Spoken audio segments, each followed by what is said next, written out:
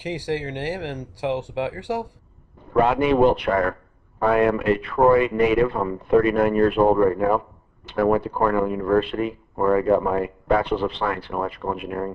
Graduated there in 1997 and immediately went to work in engineering and eventually got into starting my own business with solar, and that's where I'm at today. Actually, I've always had a strong interest in the environment, protecting the environment and being concerned about it. When I was a little kid, I was in the Boy Scouts, and environmental issues and concerns are always something that they teach you about, teach you respect for. I've been exposed to the outdoors and understand how important it is to our survival and how important it is for us to protect it and be good stewards of it. I worked for NYSO, which is a New York Independent System Operator, and NYSO is responsible for managing and maintaining both the electrical grid and also the markets where we buy and sell electricity. And I learned about how we pay for electricity and how it's managed. And to be completely honest, it's a very fragile and non-intuitive system of buying, selling, and managing electricity. And it's not something that's always in the best interest of the consumer. So that was very interesting for me to see from the financial aspect and also the electrical infrastructure aspect of how we're at.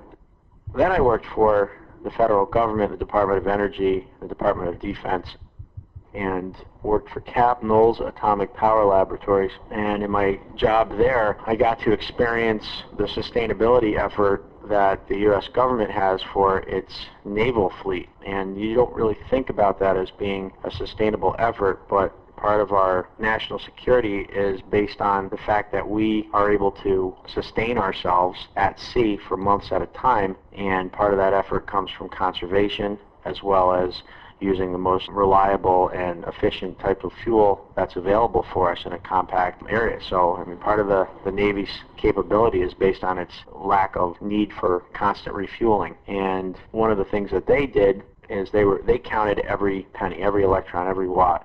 So every light bulb on a ship, every switch, is very important, and it's not the way that we live on a daily basis as American consumers. We just kind of go through life. We turn the lights on, we leave the room. We don't necessarily set thermostats properly. We leave windows open in the wintertime. So we don't really live a sustainable life. That's one of the reasons why we pay for electricity and for heating the way that we do. After looking at that and seeing what could be done, that you make a good concerted decision to do that, that was important for me to learn about that. And after I stopped working for them, I said, well, what can we do as just regular citizens and regular consumers? And the idea came to me about solar. And that was something that every person who has a house is capable of taking advantage of. And that's what drove me to come up with the idea to start my business. My wife and I started Empire Solar Store a little over 5 years ago. I'm the owner, and I do a little bit of everything. I sometimes go out into the field and actually contribute in the labor of the installation process, but most of the time I'm involved in the design work and also as business owner, the administration of what we have to do. So I hire people, I assign duties, I work with contracts, definitely the salesperson. If there's a job that needs to be done, I do it, but I try to delegate and manage the business as best as possible. I was elected to the Troy City Council. I'm an at-large representative. I was elected 2 years ago, and I'm running for re-election, so this would be my second term should I be re-elected.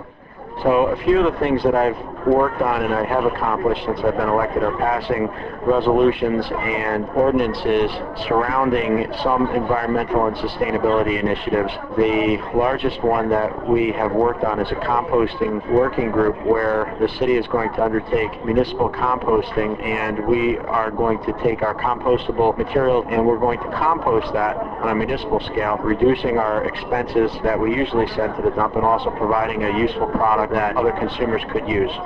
The second thing that I've done is passed a resolution where the city of Troy is going to be investing in its own solar farm so that we can produce electricity to help offset our national grid and our utility bill, which again will lower our taxes.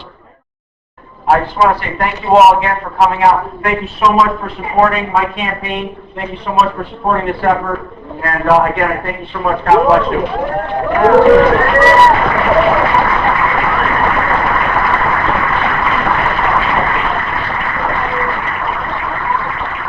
know, if you do a little, you'll get a little result. If you do a lot, you'll get a big result.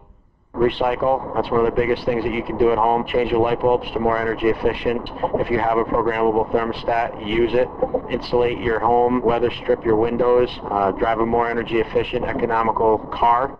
As far as politics are concerned, elect leaders that are actually going to put those things in the forefront of our minds, because the environment is changing and we need to be able to adapt to it. We need to be more resilient to what's going on, and we need to be better prepared to live and sustain ourselves in the world. Population is growing, environment is changing, the resources are shrinking, and we still wish to live and live our lives.